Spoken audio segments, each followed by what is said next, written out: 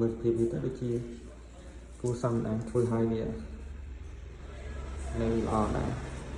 តែសារចំណងនេះយើងអត់ចុះបាទជំរាបសួរបងប្អូនអរគ្នាបាទអញ្ចឹងថ្ងៃនេះខ្ញុំមកដោះគូប្លឺ3កាត់ជួសជុលដោយសារបញ្ហារបស់វាគឺវា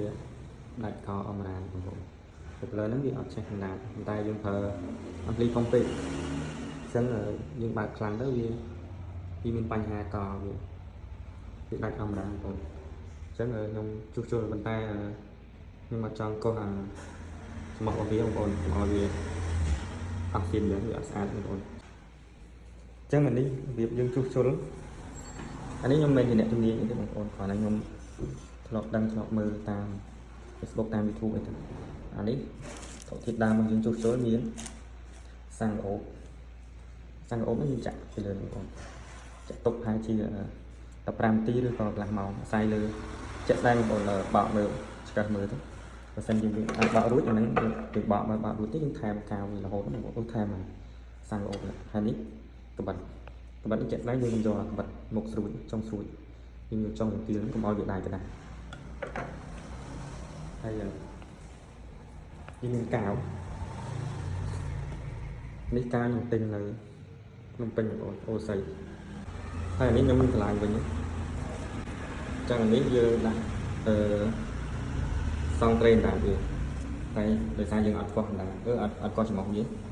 ចឹងយើងយកទីខាងទឹកឆក់នេះវិញហើយទៅពេលយើងបិទហើយចាំយើងដកចឹងយើងទាញមកចឹងនេះខ្ញុំដោតហើយបងប្អូនវីដេអូនេះខ្ញុំថាដាក់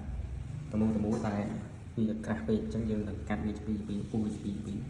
ហើយយើងដោតវាចឹងទៅពេលយើងបិទហើយយើងដោតចេញបានចឹងនេះខ្ញុំចាប់ដើមដាក់ក្តាស់ចូលបងប្អូនអញ្ចឹងយើងលាបកាវទៅដូចជាអត់មានបតិបតាទេបងប្អូនវានៅស្អាតដែរកាវនេះនៅល្អភាសាយើងកោះអមរាវាអត់ដាច់ដែរអញ្ចឹងដាក់វិញទៅមើលទៅវាស្អាតគួរសមដែរភាសារីយុខ្ញុំថតឲ្យច្បាស់ចានេះនៅយើងនៅដាក់នេះសកត់ពីលើទៅហើយពេលដែលស្ងួតកាវយើងដកចេញមកចានេះទីស្រួលដោយសារយើងយកស្ដើងចឹងយើងដាក់ច្រើនមកវាអត់អីទេយើងដាក់ច្រើនដែរចូលការពីចឹងចាំហើយខ្ញុំតេស្តសំឡេងជូនបងប្អូនទស្សនាទាំងអស់គ្នា